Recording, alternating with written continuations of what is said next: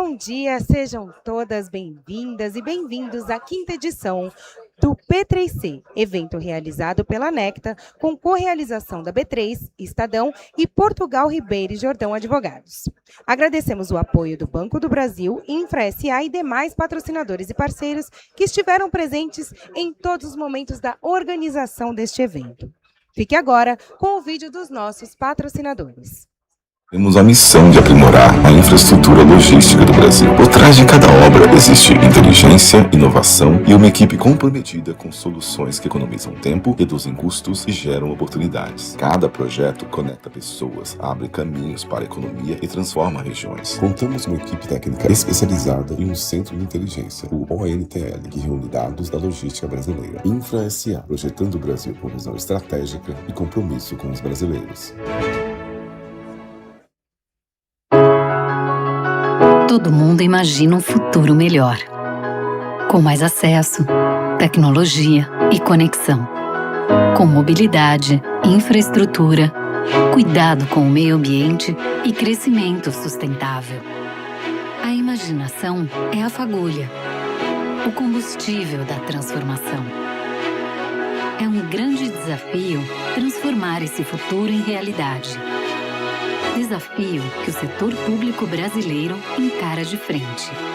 Transformar exige trabalho e dedicação, mas acima de tudo é preciso acreditar. Acreditar faz dos desafios oportunidades. E é por isso que nós, do Banco do Brasil, acreditamos.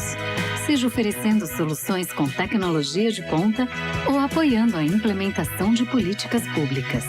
Quando a gente acredita junto, as coisas acontecem. Planos, projetos, mudanças, sonhos. Vias são pavimentadas. Escolas e hospitais são construídos.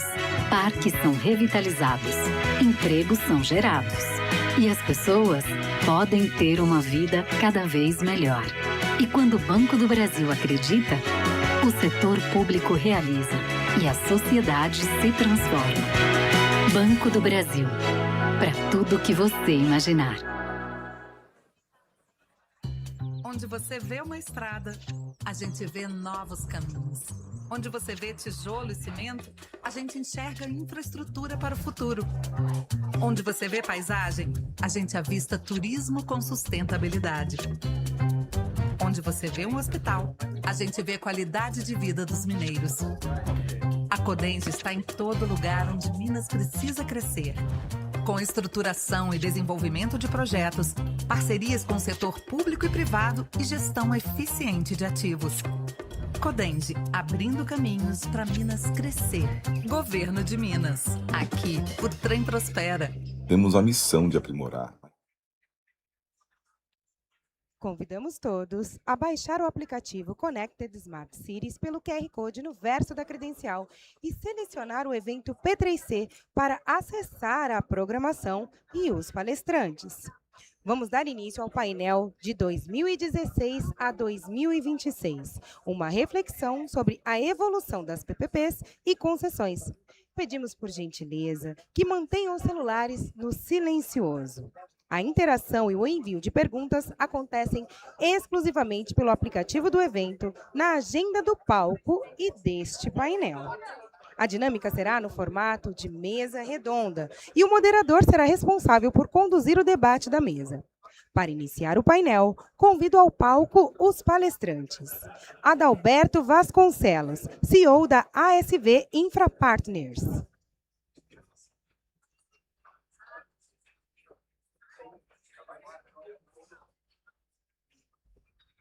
Fernando Camacho, Senior Investment Officer do IFC International Finance Corporation. Rogério Princhak, ex-secretário executivo do Governo da Bahia e diretor da Épia Consultoria de Projetos LTDA. Rafael Castilho, coordenador do MBA PPP e Concessões, MBA Saneamento Ambiental e Projetos da FESP-SP, Fundação Escola de Sociologia e Política de São Paulo. E para conduzir o debate, convido o senhor Maurício Portugal Ribeiro, sócio do Portugal Ribeiro e Jordão Advogados e coordenador do P3C Cursos.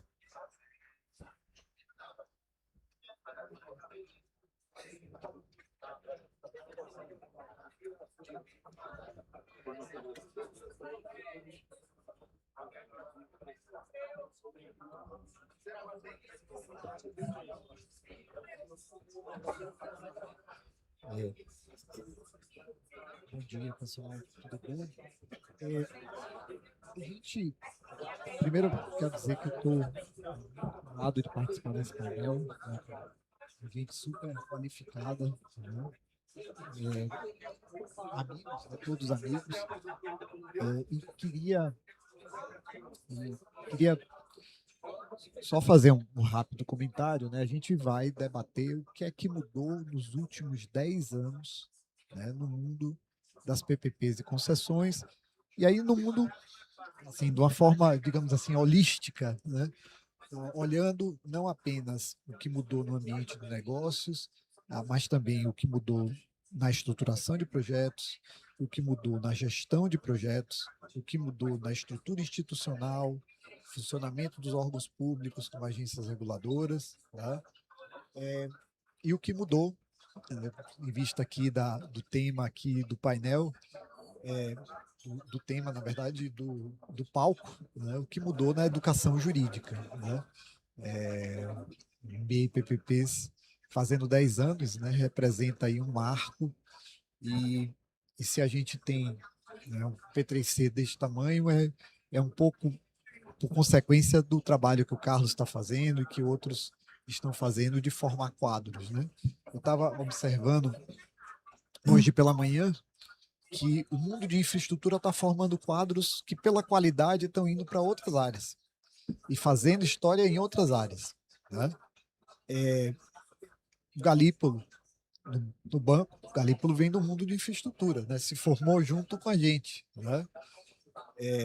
O Seron, secretário do Tesouro Nacional, então, o chefe do Banco Central e do Caixa do Governo são pessoas que vieram do mundo de infraestrutura. E isso se deve à atuação de gente como o Carlos, à atuação institucional do MBA PPPs, do Rafael, do Moisés e das outras instituições que também estão fazendo isso. Com relação a concorrentes, a gente não vai citar aqui nesse palco. Bom, eu queria começar com o Adalberto, lembrando aqui dos tempos dele de PPI. Eu queria começar, Adalberto, perguntando a você o que é que você acha que mudou no ambiente de negócios daquela época lá que você foi para o PPI, né, que tem 10 anos também que você foi para o PPI, daquela época que você foi para o PPI para o que a gente tem hoje, né? Quais foram em sua opinião, quais foram as principais mudanças que a gente teve no ambiente do negócio? Bom dia. Bom dia a todos. É um prazer estar aqui. Muito obrigado pelo convite aqui do MBA PPP, da FES, para poder aqui e estar participando de um painel tão rodeado de autoridades aqui, né? Muito bom aqui estar aqui com os amigos aqui, né? Eu acho que mudou muita coisa, Maurício.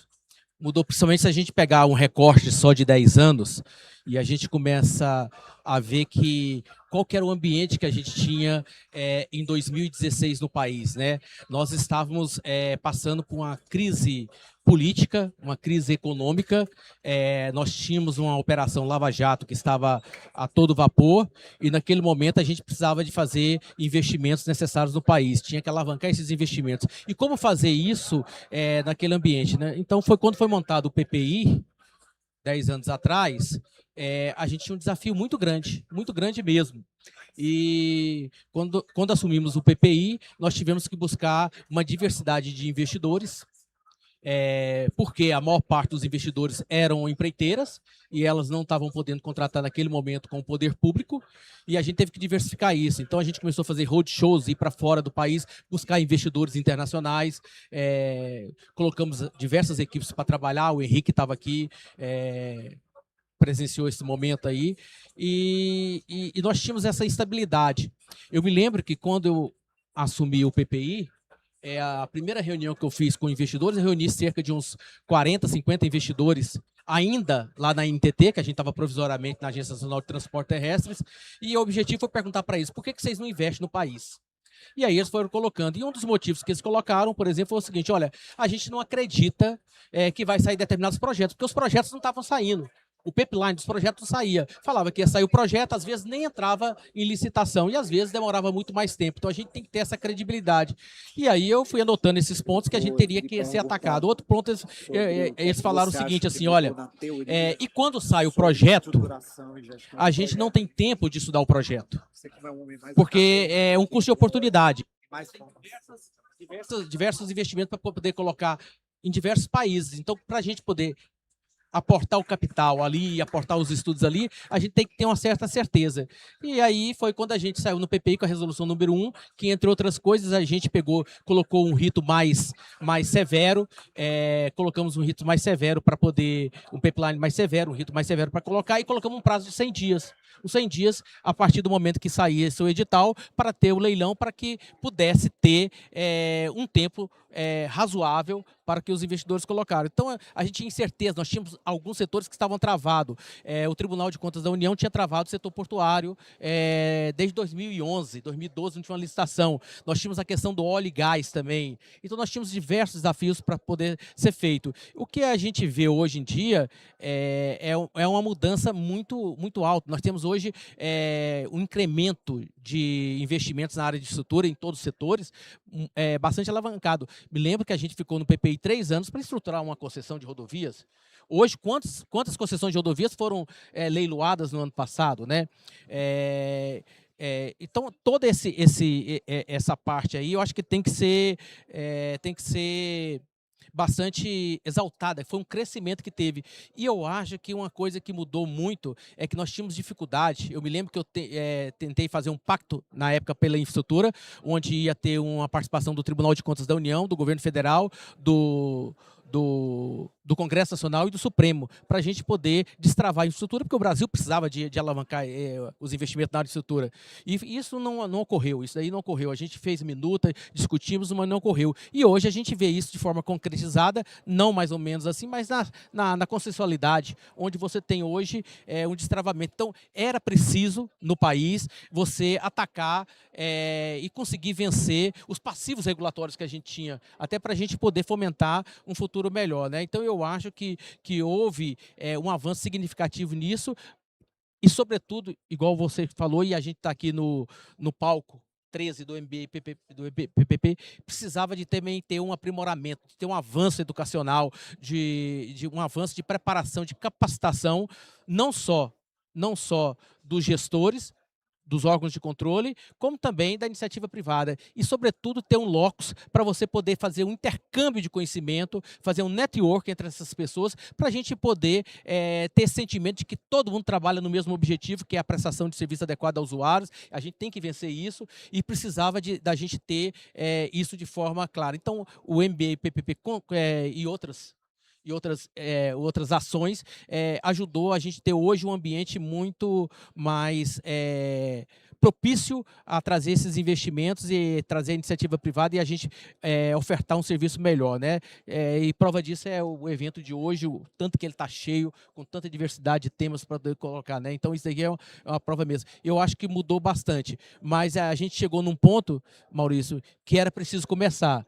E se eu for voltar, não a 2016, mas voltar a 2004, 2005, estava eu e você discutindo PPPs, quando a lei saiu, na PPP da BR-116, na divisa de Minas Gerais da Bahia, indo até ali Feira de Santana, depois pegando a BR-324, chegando a Salvador. Então, é tudo uma construção que a gente vai acompanhando. E cada nova geração que vai vindo, vai colocando mais um tijolinho, vai colocando mais uma parte, e a gente vai vendo um crescimento e um aprimoramento.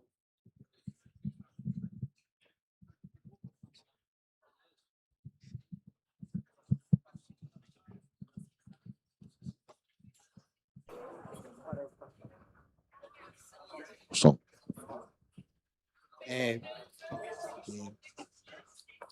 Eu eu queria passar a palavra para o Rogério. Eu vou deixar para comentar depois o que você falou, porque eu achei muito interessante, né? Mas eu queria, primeiro, que todo mundo tivesse a oportunidade de se manifestar sobre o tema, e aí a gente volta para tentar comentar, e eu queria que todo mundo ficasse à vontade para interromper uns aos outros, pedir a palavra, etc. A ideia é ser uma conversa informal. Rogério, eu queria saber de você o que é que mudou do ambiente de subnacionais. Deixa eu primeiro dar um passo atrás aqui e dizer uma coisa assim. O que você falou ainda há pouco, Adalberto, de cada geração ir colocando um tijolo, esse foi o tema ontem do meu discurso de abertura, né? A infraestrutura como um pacto intergeracional. E eu fiz uma homenagem ao Luiz Antônio Ataíde.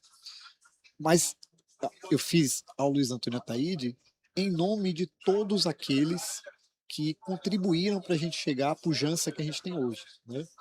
Você contribuiu muito, Rogério contribuiu muito, esse rapaz aqui também, Rafael no mundo educacional.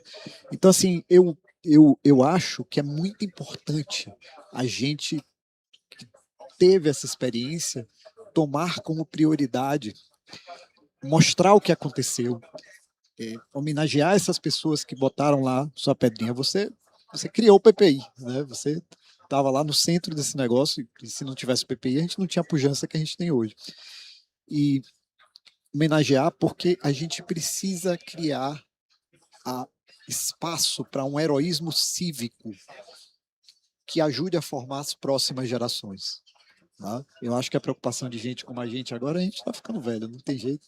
Tá? Apesar de você parecer mais novo cada vez que eu vejo, mas a gente está ficando velho, então tem que começar a pensar nas próximas gerações. Mas, Rogério, eu queria te ouvir sobre o ambiente de negócios, a mudança no ambiente de negócios, a mudança na estrutura institucional, no funcionamento dos programas de participação privada subnacionais. Né? Você tocou por anos, certamente, um dos programas de mais sucesso, né? Que foi o programa de participação privada em infraestrutura do Estado da Bahia, dos programas mais pujantes, fez um monte de PPPs na área social e PPPs sociais, né? Hospitais, centro diagnóstico, enfim. Eu queria te ouvir sobre isso.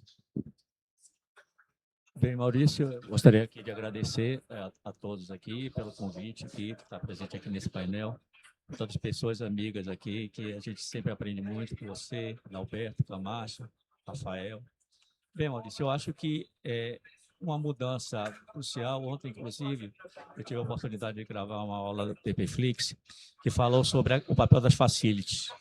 Eu acho que eu me orgulho no sentido da Bahia ter sido, dentre os entes subnacionais, o primeiro que utilizou uma facility, né? Você estava à frente, inclusive, o Camacho, pelo BNDES e você pelo AFC, à época, na estruturação de projetos. Então, à época, a gente discutia muito a falta de qualidade na estruturação de um projeto. Então, essa falta de qualidade na estruturação de projeto era uma coisa que preocupava bastante e que a gente via as enxurradas de MIPs e de PMIs, nada contra MIP e PMI, que pese eu ser pouco crítico em relação a isso, porque qualquer MIP, PMI, ele leva a uma necessidade de reestudo e a gente sabe a realidade dos entes subnacionais. Ele não tem a capacidade de discernimento, de analisar os projetos que são entregues, agravados principalmente por uma assimetria informacional existente. Então, é a forma de estruturação através da facility que a Bahia utilizou. Eu fico feliz de, principalmente, Adalberto, a partir da criação do PPI, de ter disseminado a possibilidade de entes subnacionais utilizarem essa forma de contratação para modelar os projetos. Então, a gente vê vários projetos, surgiu praticamente a participação da Caixa Econômica Federal, uma fábrica de projetos, vamos dizer, de iluminação pública em função dos municípios, obviamente facilitado pela facilidade do sistema de garantias que eles aportariam, de alguns estados também. Você teve recentemente Mato Grosso do Sul, que foi um projeto que foi gestado pelo BID também. Então, eu acho que essa melhora da qualidade de projetos em alguns entes subnacionais, e principalmente não só estados, como também municípios, eu acho que isso é um ponto muito importante que se tem.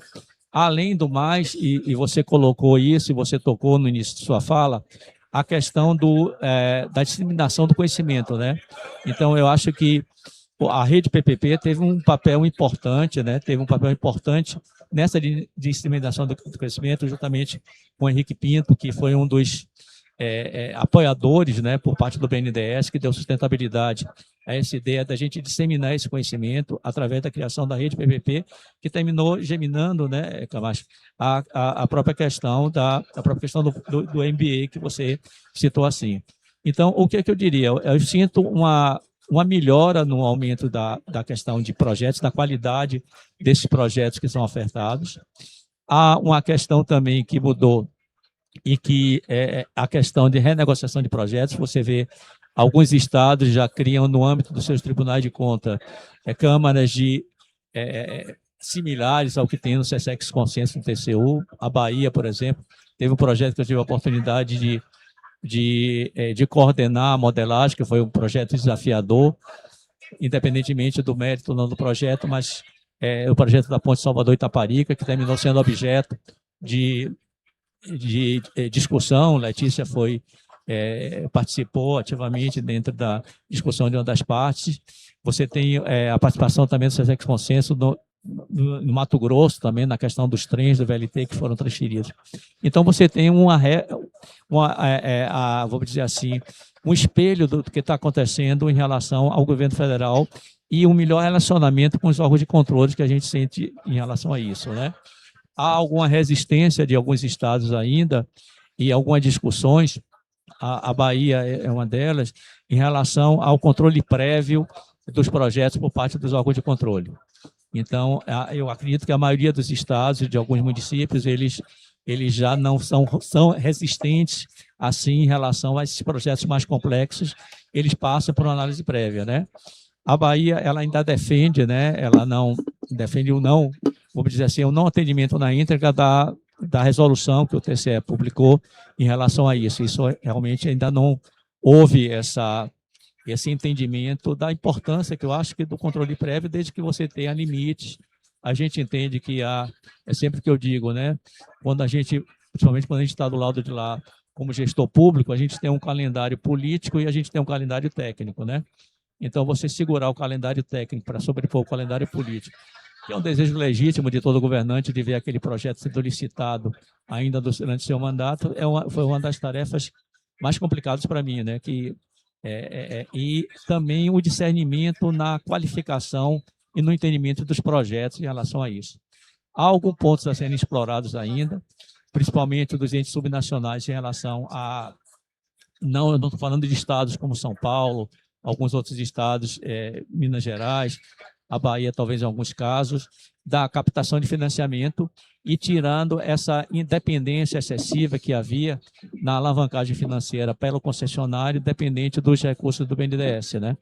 Eu acho que isso daqui é um ponto importante, foi um aprendizado que São Paulo deu para os outros entes subnacionais em relação à possibilidade de fundos de investimentos virem a participar desses projetos de infraestrutura dentro dos entes subnacionais, né? Eu acho que isso foi um ponto importante. Então, o que eu diria é o seguinte: eu acho que houve uma evolução, claro, na qualidade dos projetos. Lógico que ainda há muitas falhas, ainda há muito a evoluir em relação à questão dos contratos.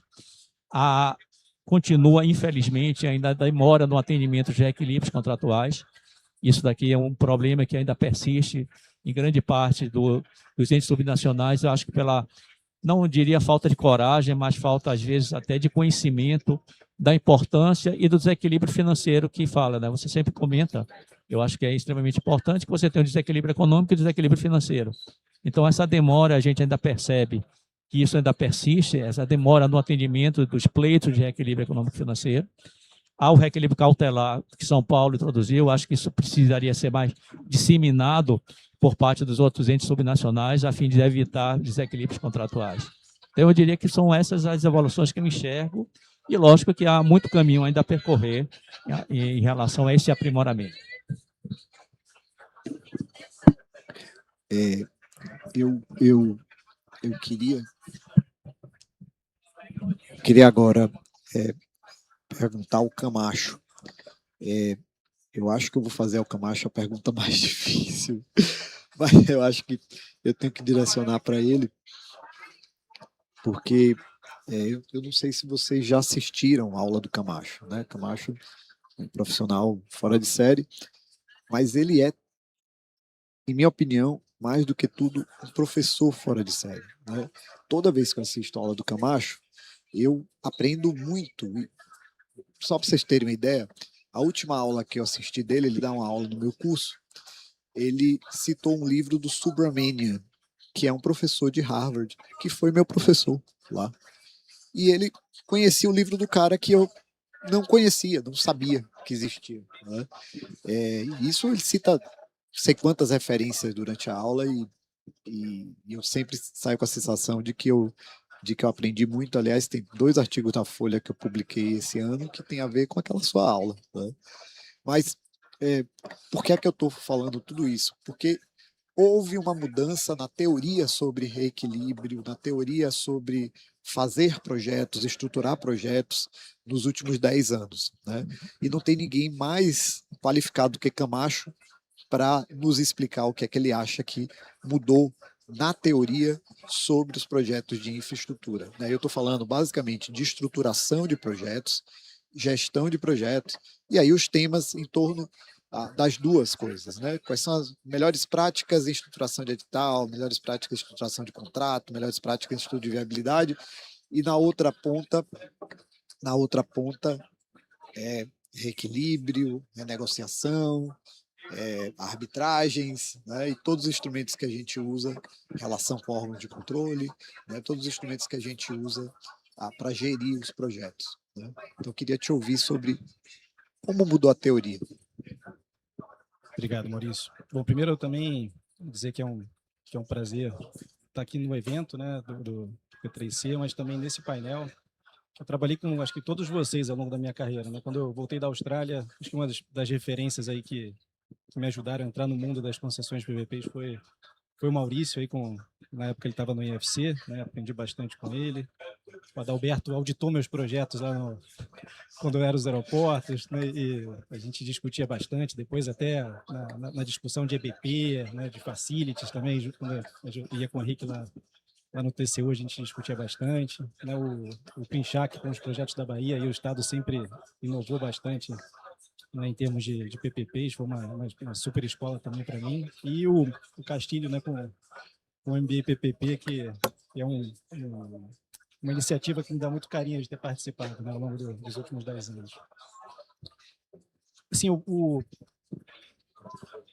que mudou, né, assim, nos últimos 10, 15 anos, quando a gente fala de estruturação de projeto, de teoria contratual, né? E aí eu vou falar um pouco da prática também, né? Porque eu acho que muitas vezes a prática regulatória, a prática de contratos, ela avançou mais do que a gente encontra nos livros textos, né? A gente tem essas referências, mas eu acho que o desenvolvimento de instrumentos regulatórios, assim, acho que de forma geral caminhou muito mais do que a gente vê e encontra em manuais aí de economia, de microeconomia.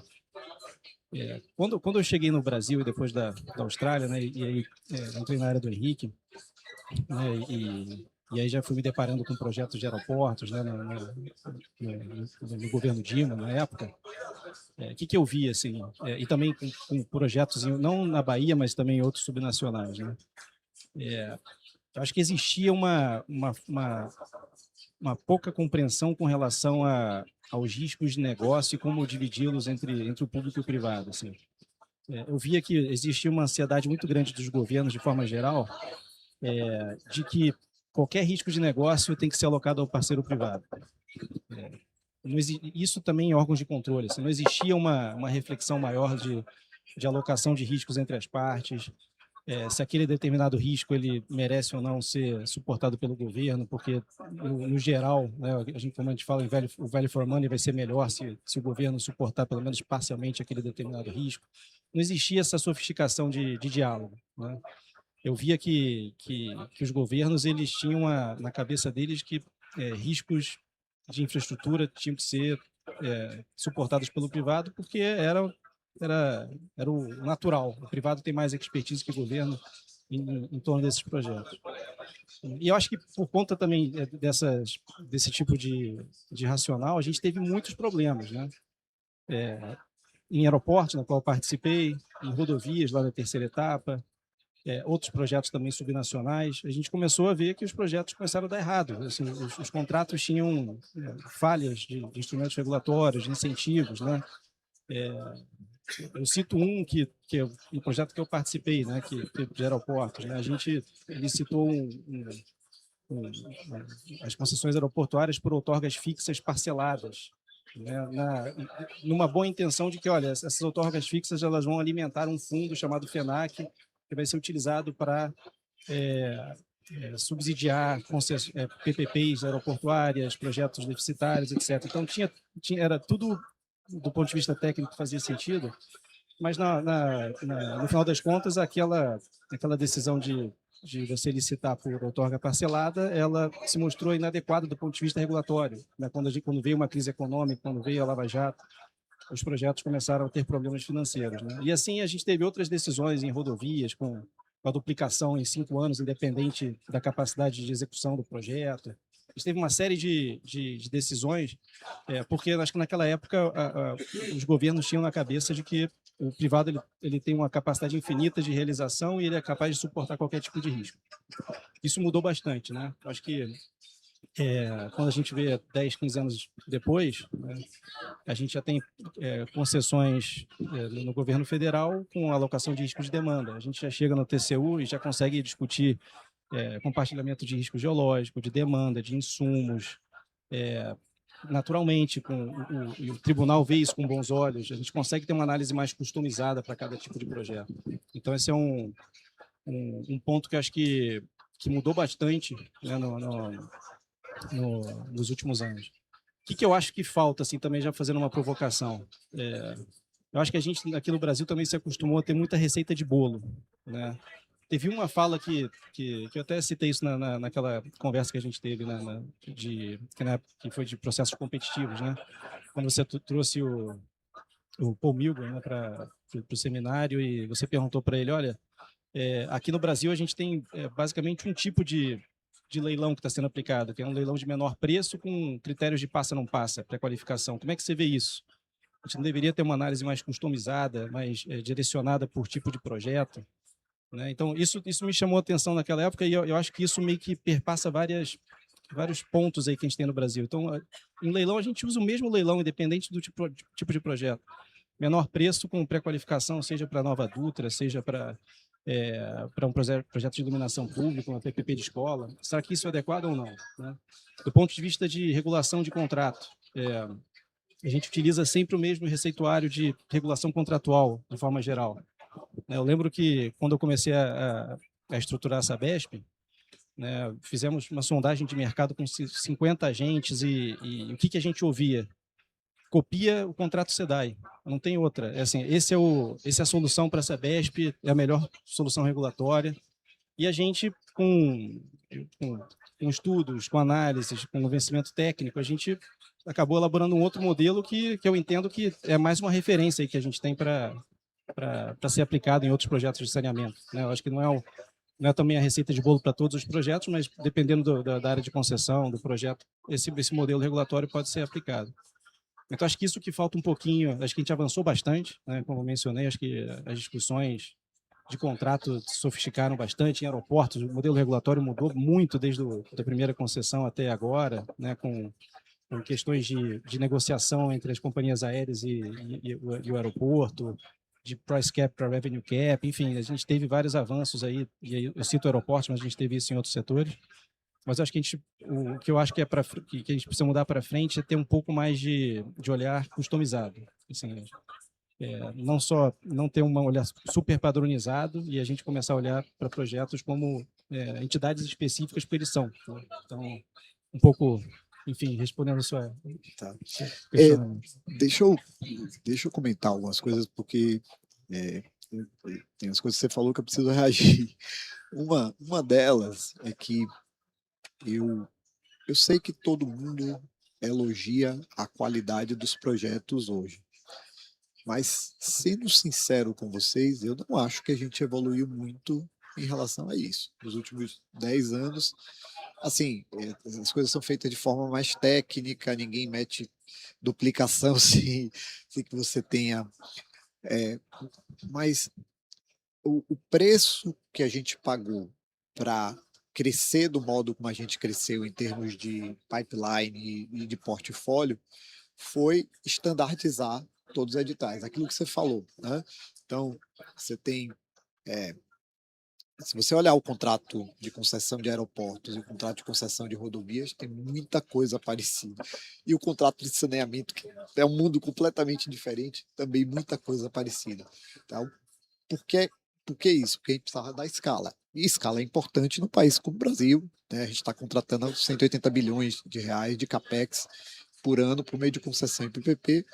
Era importante fazer isso, né? A gente precisava aumentar o estoque da infraestrutura brasileira, a qualidade também. Então, isso era importante. Mas qualidade ainda acho sofrível em vários casos. Saneamento, por exemplo, os editais que têm saído são absurdos. A distribuição de risco de perda de água, a distribuição de risco sobre os dados originários, cadastro, perda de água, são assim, e tá também de cobertura, tá? São completamente. Você joga para o concessionário o risco que ele não tem o menor controle, né? E isso está se repetindo. A gente está fazendo projetos de saneamento um atrás do outro. É o segundo setor que está gerando mais contratação de investimento e segue o barco, né? Sobre o Paul Milgrom, eu acho que foi muito interessante você lembrar disso, porque eu fiz essa pergunta ao Paul Milgrom, mas a pergunta não era. A pergunta era para o Paul Milgrom, mas na verdade era uma provocação ao Tarcísio. O Tarcísio era ministro de Infraestrutura, estava à mesa com o Paul Milgrom, né? Foi uma coisa muito legal colocar o ministro de Infraestrutura do Brasil. Foi a primeira edição do P3C, ministro de Infraestrutura do Brasil, com o prêmio Nobel do ano anterior, né? Que ganhou o prêmio Nobel por contribuições na área de teoria dos leilões, né? E aí perguntar a ele, faz sentido ter esse leilão igual para tudo, né? Na frente do Tarcísio. E a resposta dele foi de jeito nenhum, não faz o menor sentido isso, o menor sentido, né? Camacho, ultimamente quando eu falo isso, de vez em quando alguém me pergunta, bom, mas como é que você quer fazer o leilão? Tem alguns setores que eu sei, intuitivamente eu sei, mas o pessoal não entendeu que estruturar um leilão não é uma coisa que você faz de forma amadora. Assim como para construir uma ponte você precisa de uma empresa de engenharia que saiba, tem 50 tipos de ponte a depender da situação, a mesma coisa para o leilão. Você tem especialistas hoje em leilão que os caras só fazem isso da vida, né? Aliás, muito interessante mencionar isso. O marido da Paula, a Paula CEO desse evento, é um professor de teoria dos leilões, tá? Na Universidade da Califórnia, não, de Berkeley, né? De Berkeley, e é um cara. Ele foi quem fez o contato para a gente trazer o Paul Milgrom para cá, né? Porque ele é um professor super respeitado nessa área. Esse tipo de cara tem condição de dizer o que fazer, né? Como fazer leilão. Rafael, eu queria lhe perguntar, e essa talvez seja a pergunta mais importante aqui para o nosso painel: o que mudou no mundo da educação? O que mudou no mundo da formação de pessoas, né? Certamente tem uma coisa relacionada à quantidade, né? A gente não teria condição de fazer um evento desse tamanho, a gente não tinha no mundo de PPP tanta gente, PPPs e concessões, tanta gente formada, né? Mas essa é a perspectiva mais óbvia, né? Você que acompanhou o MBA PPP desde o princípio, o MBA PPP foi a primeira grande iniciativa de formação de quadros, né? Formou uma série de agentes públicos, formou um monte de gente na iniciativa privada. O que é que você acha que mudou, né? E aí, na posição que você está no MBA PPP, qual é a perspectiva de futuro? Porque eu, sinceramente, acho que esse é o nosso maior desafio. Tem dois desafios que precisam ser tocados. Primeiro é preparar as agências para lidar com esse portfólio que está crescendo absurdamente, e as agências não estão crescendo em capacidade de acompanhar e fiscalizar contrato. A outra coisa é, com tudo isso que a gente fez, está fazendo, a gente precisa formar gente, né? E o MBA PPP é o pilar central hoje nesse... Claro, eu não vou falar do curso P3C, porque por modéstia, né? Eu não vou falar dos cursos P3C, mas isso que eu queria saber de você, Rafael. Qual é a sua avaliação das mudanças e qual é o sentido que a gente deve direcionar para a evolução de iniciativas como o MBA PPPs? Bom, obrigado, obrigado Maurício, obrigado a todos os colegas aqui, obrigado a todos vocês que estão participando. Eu acho que o setor da educação, ele não foi menos impactado e não foi menos afetado do que tudo isso que vocês contaram que aconteceu nesses 10 anos. Acho que pelo menos o Adalberto, você e o Rogério citaram a Lava Jato, né? O que o país vivenciou nessa década. Foi uma década turbulenta para o país, né?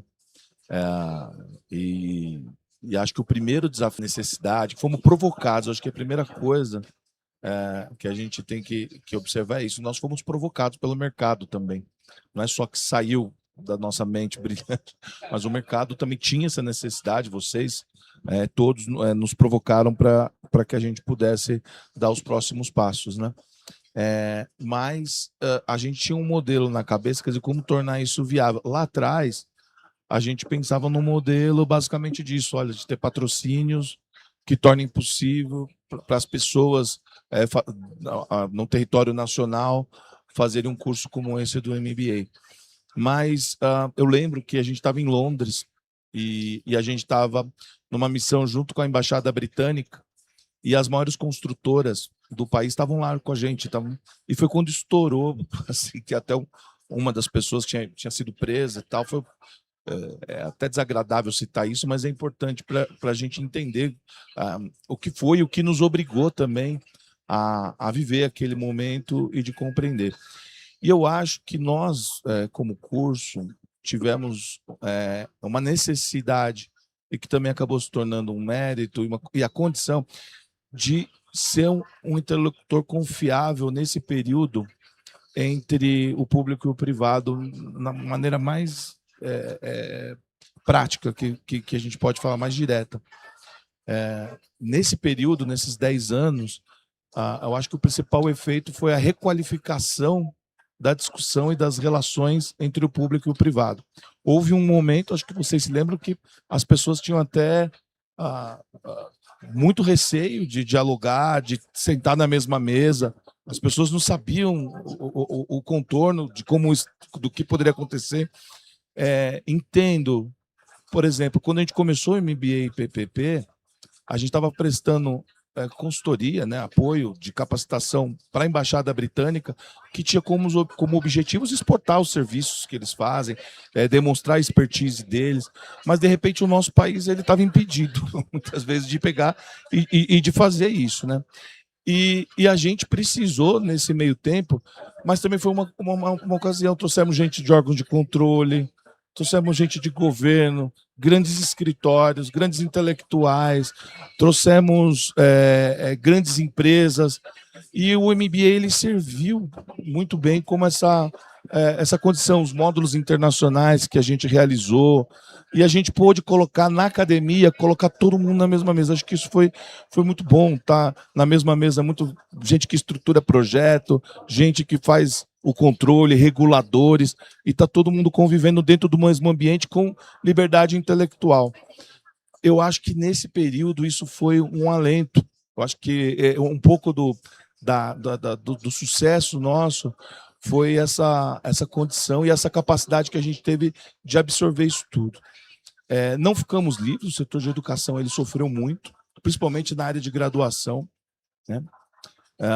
Acho que o Brasil vive nessa década, para fazer um retrospecto, me perdoe até eu não quero que seja exagero nenhum, mas nós vivemos um período de guerra civil institucional.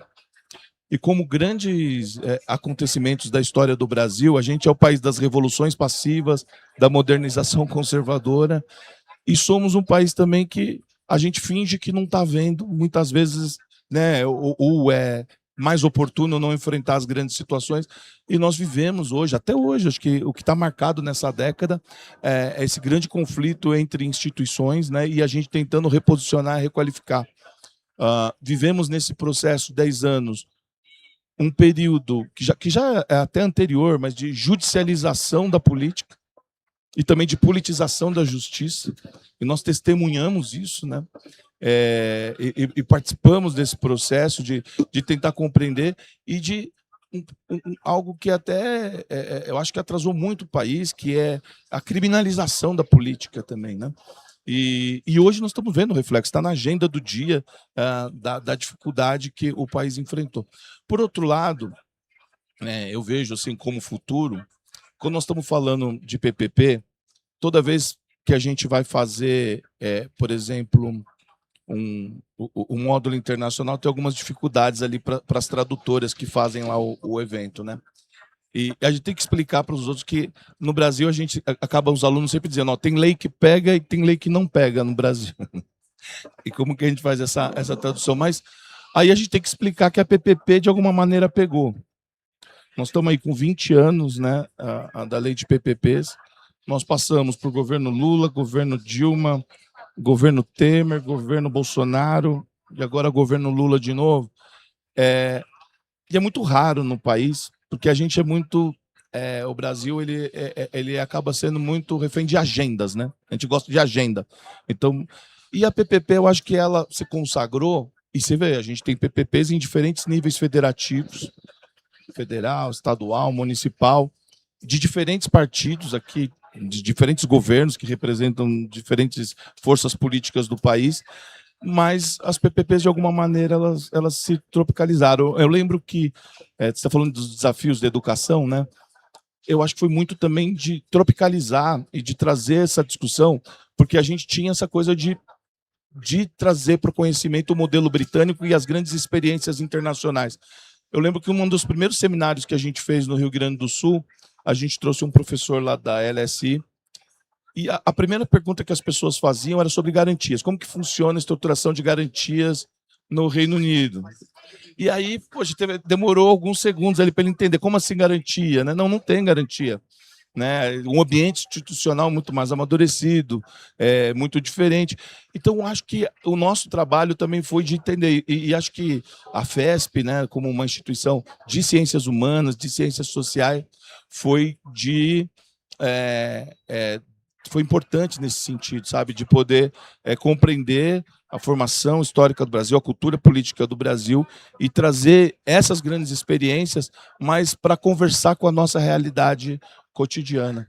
E para o futuro, Maurício, eu acho que é isso mesmo, eu acho que é a gente não pensar, fazer com que o país pense menos em agenda e a gente pensar, isso parece uma retórica fácil, mas é de pensar em políticas de governo. Eu acho que a formação dessa geração de líderes, eu fiquei feliz, Maurício, que você falou que no seu discurso de abertura você falou dessa geração, né? Que nós estamos formando, e eu também falei aqui, coincidentemente, não tinha ouvido o seu discurso, mas que quando a gente fala em 10 anos, né? A gente sempre fala, os anos 60, os anos 70, a gente tem essa categoria de pensamento em décadas, né? E aqui, esses rostos que a gente conhece, essas pessoas que a gente vê aqui, eu acho que nós fazemos parte, sim, de uma geração. O Brasil, nos anos 90 e nos primeiros anos 2000, discutiu muito pouco infraestrutura, a agenda era outra. Nós tivemos uma agenda de estabilização econômica, que era fundamental, era importante. Depois nós tivemos o país de redução das desigualdades, redução da miséria, que também foi muito importante. Mas hoje eu acho que a gente já discute como a infraestrutura é elementar e fundamental para o país competir, para o país enfrentar esses grandes problemas estruturais. Então, respondendo, eu acho que no futuro a gente tem que o dever aqui da nossa... Estava falando com o Orivan, ele falou, estou me aposentando, aluno nosso, né, do Tribunal de Contas do Distrito Federal, estou me aposentando em junho, estou aberto, quero transmitir meu conhecimento. Falei, lógico, Orivan, porque acho que o caminho natural é esse. Nós temos muitos professores que foram nossos alunos, e eu acho que o caminho natural é esse, a gente transmitir para as próximas gerações. Obrigado, Rafael. Bom, eu Eu fiz uma pergunta para todos eles, com enfoque diferente, mas uma pergunta mais genérica. Agora eu vou tentar entrar em temas específicos e com provocações mais específicas, provocações que talvez deixem alguém menos confortável, né? E eu vou começar. Você é bom nisso, Maurício, né? Eu sei que eu sou bom nisso. Eu estou tentando há anos virar o Mauricinho Paz e Amor, mas Não vai ser legal. A gente gosta assim. mas o meu eu não me deixa. E eu vou começar com meu amigo Adalberto. Você falou que os portos estavam travados no TCU. Estou usando o que você disse aqui na época que você entrou lá no PPI. Eu queria lhe ouvir. Adalberto, deixa eu contar isso para vocês, porque isso é importante até para contextualizar a pergunta. Adalberto era o controlador do que eu fazia quando eu estava no governo, né? Eu tive no governo entre 2004 e 2007 e Adalberto era meu controlador. E a gente ficou amigo, né? Lá para um dado momento a gente ia tomar chopp para discutir as coisas, para discutir trabalho, né? E assim, eu várias vezes eu procurei Adalberto para discutir com ele temas, para saber o que ele achava, etc. Não foi nenhuma nem duas vezes, foi tantas vezes, né, Adalberto, nesses 20 anos. E aí eu queria ouvir você sobre como era o TCU em 2016. Certamente você tem uma visão diferente de mim, porque você estava lá dentro, você conhece tudo, você conhece todo mundo, você tinha uma liderança lá dentro que eu nunca vi ninguém ter, né? Nem os ministros. Então eu queria ouvir qual era o papel do TCU, o que é que mudou no papel do TCU, e aí acho que eu lhe pediria para chegar até hoje, Sessex consenso, né, com as coisas que estão acontecendo lá. Eu nunca lhe ouvi sobre isso, e para mim é importante porque é a pessoa que eu acho que mais conhece do Tribunal de Contas. Maurício, você gosta de provocar, né? Mas eu me sinto confortável para falar. Por que eu me sinto confortável para falar? Igual eu estava falando para você, daqui a exatamente uma semana, na segunda-feira da semana que vem, eu já serei um idoso. E eu vou aposentar do TCU. Eu estou 10 anos fora do TCU, mas segunda-feira eu aposento do TCU, né? Então, a gente fica. E o TCU foi realmente uma escola fantástica, é um órgão que tudo que eu tenho hoje, eu devo ao TCU. Eu sou muito precificado no mercado pelo PPI, mas a base toda foi o Tribunal de Contas da União. E eu acho que essa pergunta sua é importante e eu acho que eu me sinto confortável para poder falar algumas coisas. Algumas coisas, né?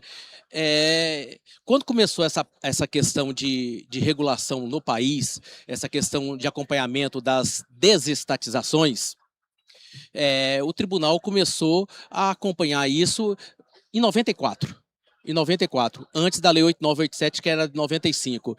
Em 94, foi criado duas instruções normativas. A instrução normativa, duas decisões normativas para poder fazer um acompanhamento, uma para privatização e uma para concessão.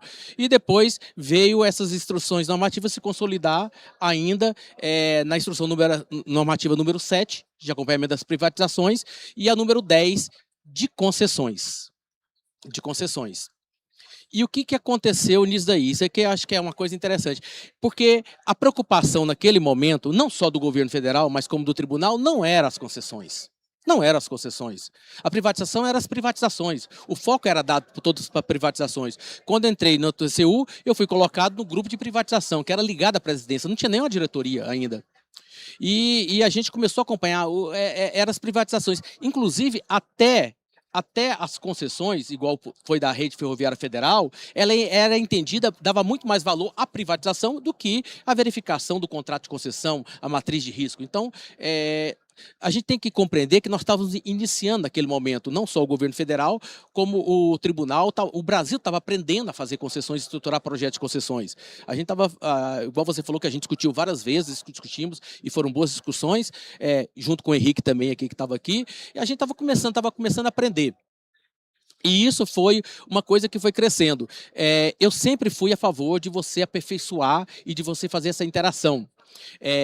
A gente colocou, o primeiro curso de pós-graduação na área de concessões PPP foi promovido pelo Instituto CZ del Correio, que eu tenho condições, e que eu fiz o curso e fui um dos coordenadores do curso, né? Então eu entrevistava professores de finanças para poder ver se ele tinha condições de explicar para a gente a questão do fluxo de caixa, essas questões todinhas.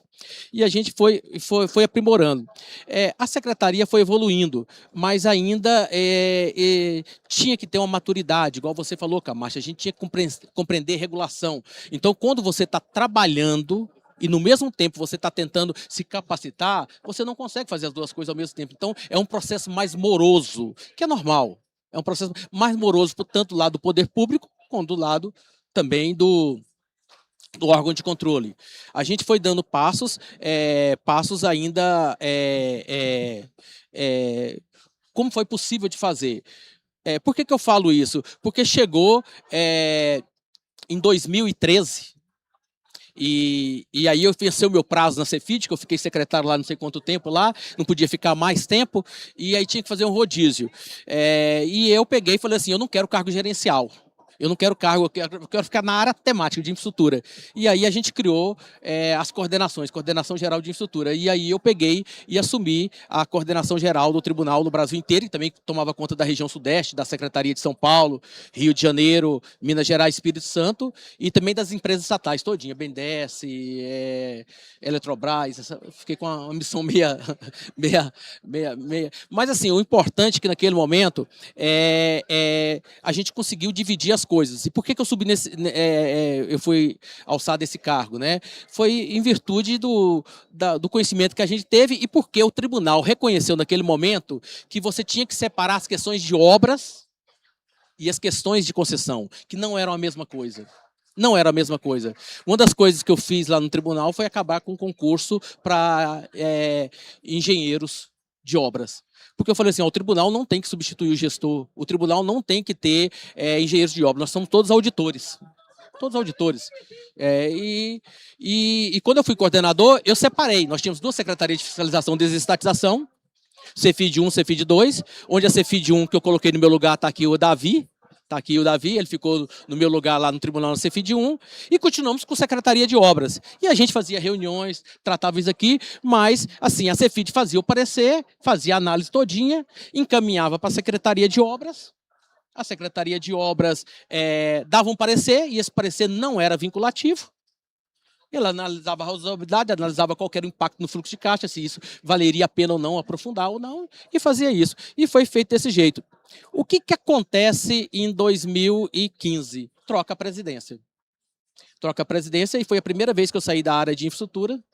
E por que eu saí da área de infraestrutura? Porque eu não concordei com a junção. Naquela época, achava que o tribunal não estava preparado para poder fazer essa junção das secretarias. Para ter só uma secretaria. Por quê? Porque o foco do tribunal ainda muito era em obras. E concessão, você tem que concessões e PPP, você tem que acompanhar a prestação de serviço. Você tem que dar muito mais atenção à prestação de serviço, à elaboração do contrato, à matriz de distribuição de riscos, e não, basicamente, não que a obra, a orçamentação não seja importante. Mas teria que fazer isso. Então, quando a gente pega e vai, e depois eu fui para 2016 e saí do tribunal e fui para o PPI, foi nesse sentido, Maurício. A gente viu que o tribunal estava passando por aquela transição. E lá no PPI, eu ajudei. Acho que eu pude ajudar melhor. E depois isso realmente alavancou bastante, e aí eu tenho que dar os méritos todinho pelo Nicola, que hoje é da Cisex Consenso, porque o Nicola assumiu o lugar que eu estava lá de coordenador. E aí a gente manteve um diálogo e começou a ter compreensão disso aqui, começou a ter mais ou menos uma calibragem. As secretarias foram mudadas, mas houve uma calibragem. Já tinha 2 anos com a secretaria, então houve um prazo de amadurecimento, e a gente foi trabalhando com isso, foi tendo diálogo. Eu consegui fazer diálogo. Eu, quando estava secretário, eu me furtei de ir ao TCU conversar com a equipe técnica, e muitas vezes eu mandava o Tarcísio, que era um dos meus secretários, ir lá e conversar, né? O Henrique também foi lá, os outros colegas todinhos, né? Mas eu por questão de que eu chefiei todos os colegas, eu ficava um pouco, preferi mandar eles. Então, houve esse amadurecimento de forma que a gente foi tratando as coisas. Tanto é que nos 3 anos de PPI que a gente ficou à frente, a gente conseguiu destravar dos 148 ações, projetos. Tudo na área de... Muitos deles, é claro que foi na área de linha de transmissão, mas foi óleo e gás, e foi na área portuária também. Então, na área portuária. Então, houve isso. E eu acho que o tribunal está se capacitando. Eu acho que o que falta hoje, nos órgãos de controle de forma geral, e também no poder público, é entender a dinâmica de alguns setores. Eu acho que isso que você pegou e falou, as particularidades, isso aí é um ponto que eu teria destacar quando eu tivesse outra oportunidade. A gente tem que separar isso. O setor portuário, por exemplo, só para poder ficar no setor portuário, o setor portuário é um setor que não morre no país só. O setor portuário, ele é interdependente de toda uma logística, de todo um racional que vem de fora. Então, quando você quer aplicar para o setor portuário coisas que você aplica em outros setores aqui, do tipo assim, olha, nós temos que aumentar a concorrência. Pô, aumentar a concorrência, ela só ela é bem-vinda quando você consegue diminuir os custos regulatórios, os custos da prestação de serviço. Senão você a coisa do saneamento, você não vai ter duas redes concorrendo com a outra. O setor portuário, ele tem uma característica muito, muito interessante. Você tem hoje a jumborização dos navios cada vez maiores. Você precisa de mais portos, você precisa de uma logística. Eu, como usuário, quando eu compro um produto lá da China, eu quero que ele chegue aqui na minha casa.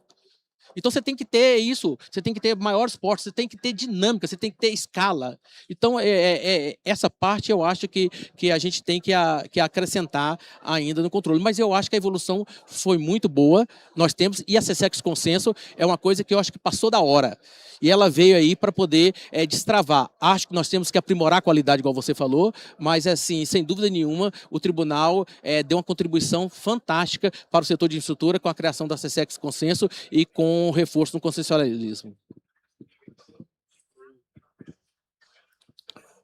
Fizeram uma maldade aqui com o relógio.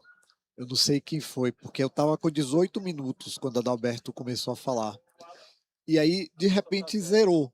E o Adalberto não falou 18 minutos. Não falou 18 minutos. Não foram, não acho que tenha sido 5. Então, assim, fizeram uma maldade aqui com a gente. Mas é porque a mesa está atrasada, né? Então, eu tinha mais diversas perguntas a fazer, mas em vista disso, em vista do atraso, eu vou pedir para vocês fazerem considerações finais e aí fechar a mesa em vista do horário, porque também a gente vai começar.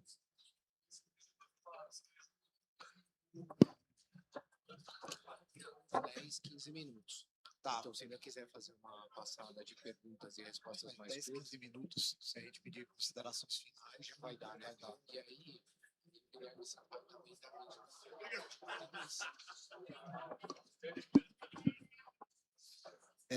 então eu vou fazer o seguinte, eu vou abrir para considerações finais, vou fazer de lá para cá. Vou começar lá com o Rafael e vocês seguem, e aí no final eu dou um fechamento. Bom, Maurício, obrigado pela condução, obrigado a todos que participaram. Eu acho que a gente tem que olhar sempre as vantagens estratégicas. Bom, para citar aqui o Adam Smith, né, da Riqueza das Nações, e a gente vê as vantagens que o país tem e nesse especial momento, principalmente no setor de infraestrutura.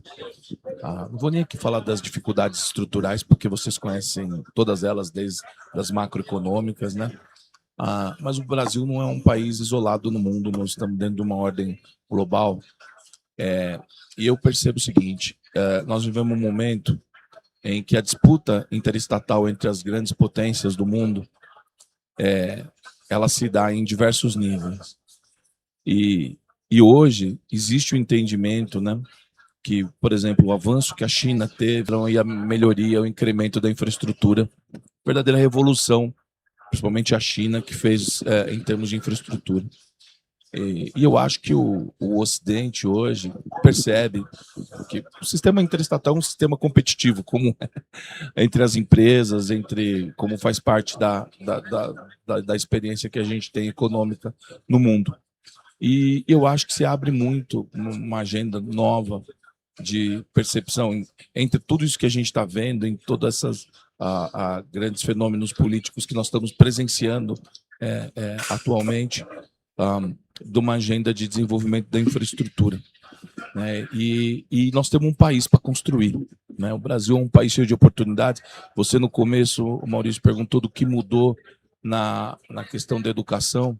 Eu acho que essa questão da tecnologia e da gente conseguir hoje, até antes da pandemia, a gente trabalhava basicamente no estado de São Paulo, era onde a gente alcançava para trabalhar, até porque você tinha que assinar documento, você assinava presencialmente para trabalhar em projeto. É difícil, você tinha que pegar um avião muitas vezes para assinar um documento.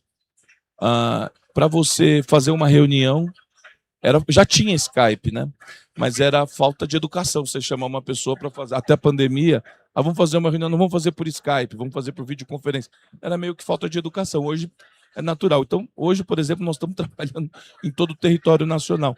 E a educação pode se beneficiar muito disso, da tecnologia, usar bem as novas ferramentas de inteligência artificial e integrar esse país, né? Isso é muito importante. Estava falando com o pessoal da Sanepar aqui, da importância. Falei, é bom quando vocês vêm, porque a gente está ali falando com a realidade de outras empresas. Nós temos um país rico, um país maravilhoso para ser construído, e eu acho que a educação e a formação ela é um grande motor. A gente não cansa de repetir isso, né? Formar novos líderes para um país que está em construção. Obrigado, Maurício. Obrigado pela condução. Obrigado aos colegas. Vou fazer duas provocações finais aqui também, né? Acho que a gente falou aqui do que aconteceu nos 10 últimos anos, em termos de melhorias institucionais, né? O surgimento e manutenção do PPI, a manutenção dos pipelines de projetos, por exemplo, a nível federal, né? Então a gente vê de fato, a PPP, modelos de concessão sendo utilizados como mecanismos de Estado, né, de governo. Então acho que isso a gente melhorou de fato. Melhorias contratuais, então setores que tiveram seus contratos aperfeiçoados, aeroportos, um caso, rodovias, outro. Então acho que isso tudo andou bastante. Quando a gente vê o resultado disso tudo, acho que o Brasil ele é meio único quando a gente também compara com outros países, né? Em 15 anos a gente tornou a rede pública da Infraero uma rede privada, com uma presença muito grande de players diferentes. Acho que isso é um estudo de caso quando a gente vê aeroportos no mundo. Rodovias é a mesma coisa, né? A quantidade de projetos que a gente está licitando, tanto a nível federal quanto subnacional, também é bem relevante. Saneamento é outro. A gente resolveu problemas históricos aí no âmbito do TCU, né? da Câmara de Consenso. Agora, além do ponto que eu mencionei, que eu acho que a gente tem que olhar de forma mais customizada para os projetos, né? Eu acho que a gente tem que se preparar também para o que vem para frente daqui nos próximos 10, 20 anos, né? Acho que a gente meio que também está chegando a um ponto de esgotar o modelo de concessão comum, né? A gente está utilizando isso de forma muito mais extensa que em outros países, né? E a questão fiscal permanece um problema, tanto a nível federal e subnacional, né? Como é que a gente vai, então, casar essa questão com outros setores que estão se tornando cada vez mais importantes, né? Resíduos sólidos, drenagem, né? A quantidade de investimentos que a gente vai precisar de drenagem é absurda. Ferrovias, mobilidade urbana. Então, são setores que, pela necessidade de investimentos, todos vão precisar de aportes públicos combinado com tarifas. Então, acho que isso é um ponto de atenção. Acho que a gente ainda está muito ocupado com outros setores, então a gente não virou, de fato, as nossas armas para esses setores, mas isso vai virar uma questão daqui a pouco tempo.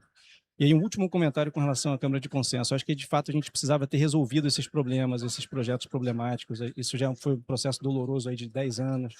A gente veio com a não aplicação dos instrumentos tradicionais de caducidade, a gente tentou relicitação, e aí veio a nova solução que foi dada pelo TCU. Mas eu acho que a gente precisa também parar para pensar e não tornar isso permanente.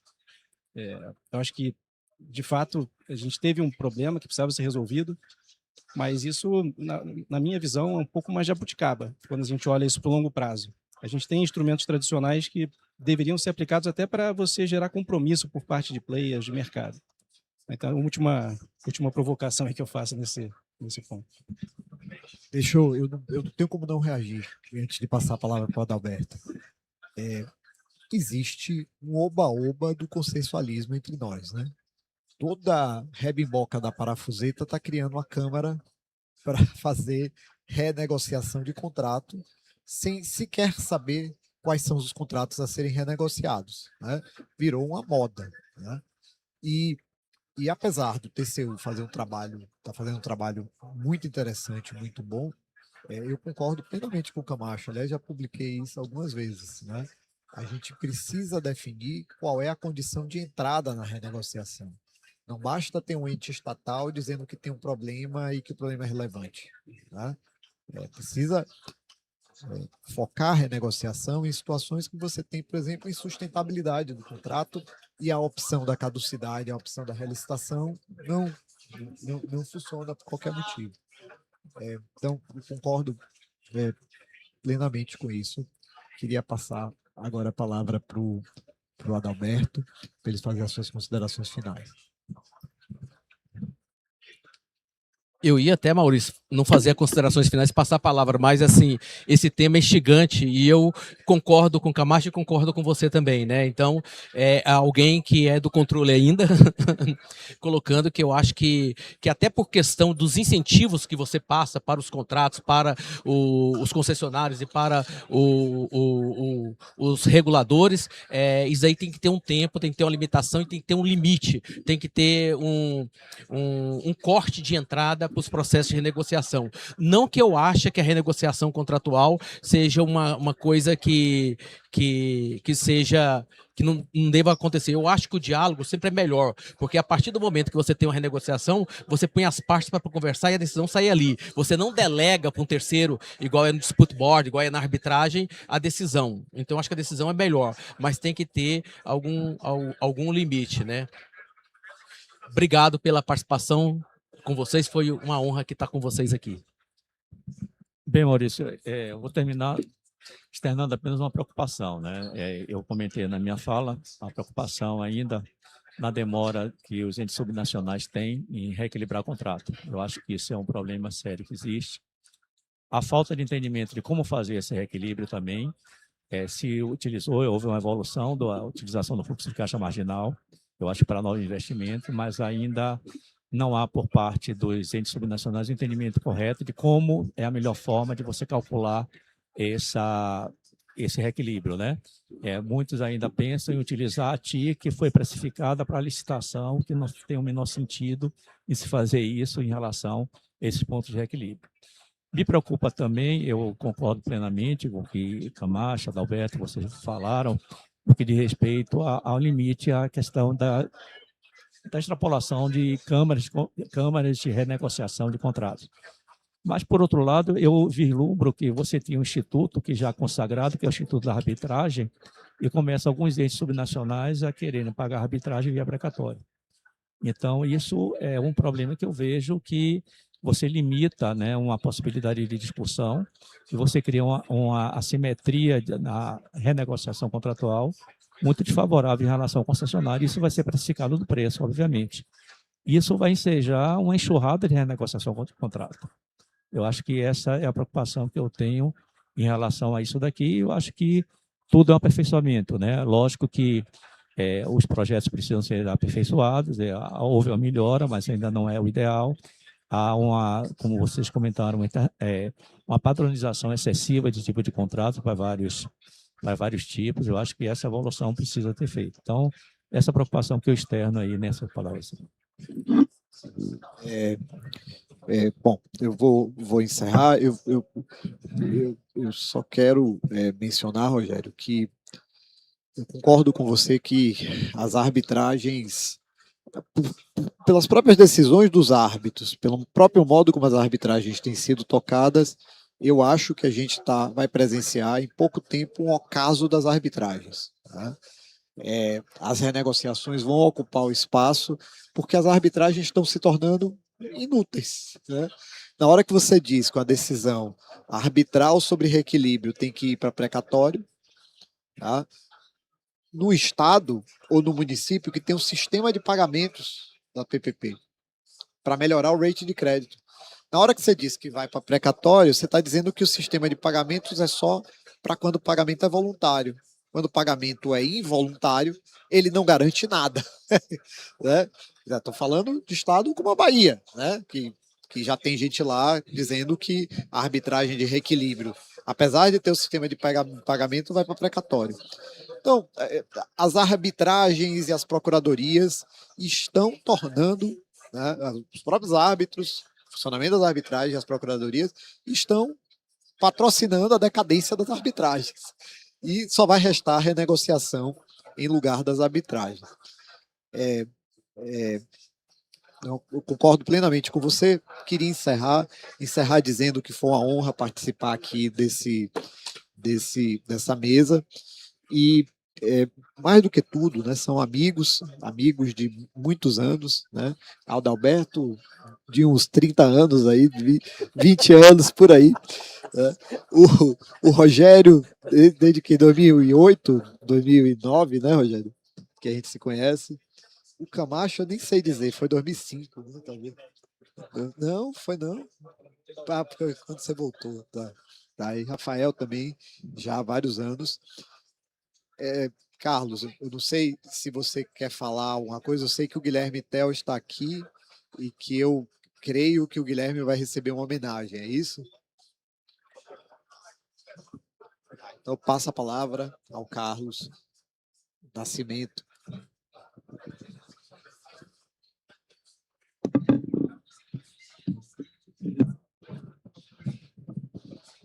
Maurício, Rogério, Adalberto, Camacho, Rafael, muito obrigado por terem participado desse painel. Agradeço, Maurício, pela moderação. Maurício, que é um dos curadores do evento, né? E por dispor o seu tempo aí. E aqui, assim, só para a gente encerrar o painel, eu queria, na verdade... Maurício também é professor do MBA PPP. Quem não estava aqui no primeiro painel, nós estávamos... homenageando o nosso corpo docente, nossos parceiros, e eu queria te convidá-lo para entregar aqui o nosso certificado aqui de...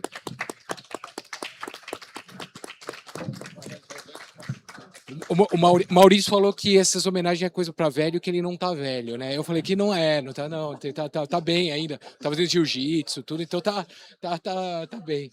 Mas te agradecer mesmo, Maurício, você que veio na segunda geração do MBA PPP, né, e nos ajudou muito com as discussões de reequilíbrio, e está sempre presente e disponível para participar conosco, então eu te agradeço e por toda a parceria dos últimos anos também. Assim, é um enorme prazer, né, participar do MBA PPP, apesar de que você sabe que eu estou focando minha atividade acadêmica agora nos cursos do P3C, mas foi um enorme prazer, né? Tive a oportunidade de dar aula junto com o Felipe Sandi lá e estou sempre à disposição. Está cada vez mais complicado porque os cursos P3C me consomem, mas estou sempre à disposição para ajudar. Eu acho que o trabalho que vocês fizeram é um trabalho extremamente meritório, né? O que a gente, assim, uma parte do sucesso desse evento, uma parte relevante do sucesso desse evento é por conta das iniciativas do Carlos, né? Da iniciativa de criar MBAs de concessão, PPP, e quando ele fez, era um investimento muito incerto, né? Eu me lembro da gente conversar lá atrás, e você botou dinheiro nisso, fez isso, botou de pé isso, né? Era investimento super incerto, deu certo, tem 10 anos, está funcionando maravilhosamente, né? E vai crescer, né? Com as iniciativas do Banco do Brasil, com o PPP Flix, né? Vai crescer. Obrigado, Carlos. Obrigado.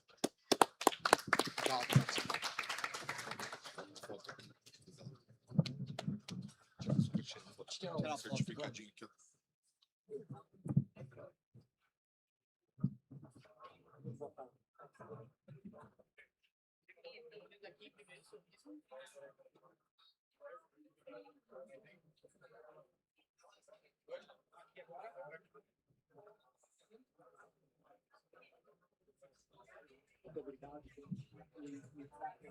De perder a oportunidade aqui, eu acho que muito do que discutiu aqui nesse painel e falou assim do processo histórico do que aconteceu, eu acho que eu queria reconhecer aqui também uma iniciativa nossa que já é uma derivada das necessidades que a gente viu, que é justamente e para algumas customizações ou de setores específicos que demandam uma abordagem para turbinar PPPs e concessões ou no ciclo de projeto.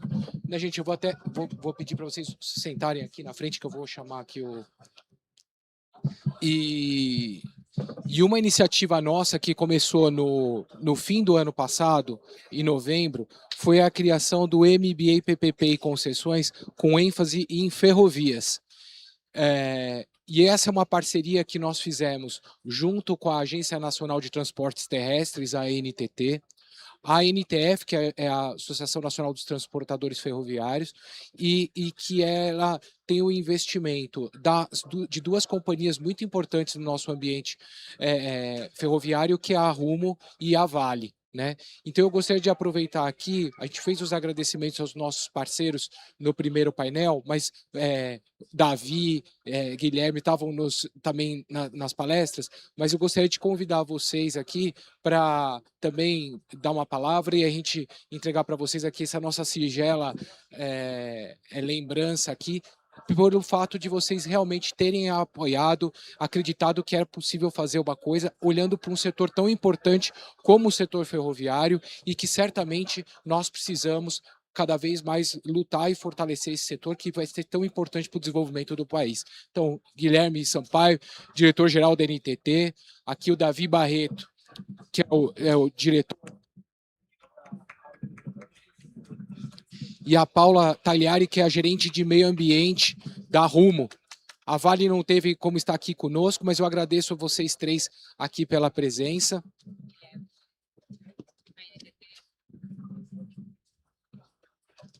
Guilherme, Davi, Paula pela Rumo. Essa nossa singela homenagem. Eu gostaria de passar aqui a palavra para o Guilherme Sampaio para dar um recado. Bem rápido, eu quero agradecer muito aqui por esse reconhecimento para a Agência Nacional de Transportes Terrestres, porque o tema de capacitação e difusão do conhecimento é algo de suma importância para a gente. Mais do que a gente avançar em projetos concretos de rodovia, de ferrovia, de tecnologia, é importante você formar massa crítica para isso. E massa crítica se forma com capacitação e uma construção de turmas heterogêneas. Público, privado, regulador, regulado, setores como todos. E como a gente fala muito, concessões e PPPs, o P mais importante que tem é o P de parceria. Então essa parceria com a FESP é muito importante para a gente. O que nós temos recebido é feedbacks enormes. Então isso das companhias, da Rumo, da Vale, da NTF, abraçando esse processo como todo, é de excelência. Então a gente fica muito feliz de deixar um legado de formação e capacitação para o setor como um todo e que vai reverberar para várias frentes. E não posso deixar de dizer também que eu lamento muito não conseguir acompanhar o curso, eu fico com inveja dos alunos. Tanto é que o corpo docente é de excelência, dentre eles Adalberto, e eu vou contar uma coisa bem rápida aqui, que o Adalberto um dia me deu um problema bom, que sabe como é que é aluno, né? Aluno, quando ele pergunta ao professor, ele quer que o professor responda o que ele quer. Aí induziram o Adalberto a erro ali numa questão lá, e eu liguei para o Adalberto, pelo amor de Deus, você me ajuda aqui. Aí Adalberto foi e nos ajudou num projeto importantíssimo, que é o de investimento cruzado privado, que é o caso da F-118. Então, dizer que realmente esse curso ele forma e informa. Então, parabenizá-los, agradecer, espero que esse seja um de diversos outros que a gente possa realizar juntos. Muito obrigado, viu, Guilherme? Muito obrigado mesmo. São 84 alunos que nós estamos formando, começamos nessa turma, nessa parceria. Então, é bem significativo nesse setor ferroviário. Davi? Carlos, obrigado, né? Bom dia, boa tarde já a todos, né? Acho que é só corroborar aqui as suas palavras, as do Guilherme também. Eu acho que a gente está inovando, eu acho que é o primeiro curso, né, de PPP e concessões com ênfase em ferrovias, uma demanda que o mercado tinha. E acho que esses 84 alunos, esse projeto, né, essa iniciativa, ela é fruto do que o Guilherme falou, uma real parceria. Então, tem que agradecer, eu acho que a Rumo e a Vale, né, que aportaram os recursos para essa iniciativa, a NTT, eu acho que acreditou, né, que fazer isso em conjunto, né, com alunos do setor público, setor privado, né, traria, né, um resultado muito melhor para essa formação, onde a gente consegue trocar experiência, cada um calçar um pouquinho o sapato do outro, entender onde é que os problemas de fato apertam. E agradecer a você, né, Carlos, por ter criado um projeto, por ter proposto o projeto, acreditado no projeto, né, e não foi fácil fazer ele virar realidade, a gente acompanhou um pouquinho aí, né, o dia a dia, a luta de aprovar os projetos, né, dos RDTs, de construir essa governança, né, mas o feedback está sendo super positivo. E acho que vai ser o primeiro de muitos que a gente vai fazer. O setor está crescendo muito, né, e a gente precisa, né, capacitar, trazer pessoas, né, que acompanhem o crescimento do nosso setor. Então, agradecer e deixar aqui o setor à disposição para esse e para outros projetos que vão vir no futuro, tá bom? Muito obrigado. Mencionar também aqui o papel do Felipe Queiroz, que não está aqui conosco, né? Mas o Felipe, diretor lá da NTT, nos ajudou muito nessa construção. Paula.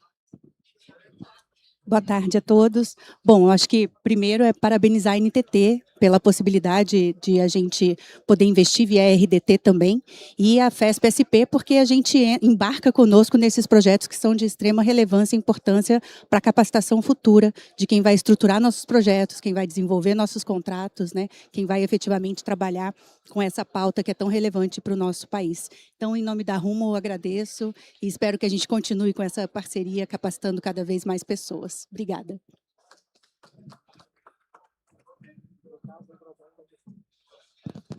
E o Carlos lembrou bem da importância que teve do time, o Felipe que liderou conosco, organizou todos os trabalhos, e a diretoria colegiada é isso. O Davi foi conosco lá, e eu sempre brinco, o Davi é nosso decano, e ele começou lá atrás uma transformação de governança e regulatória que a gente teve.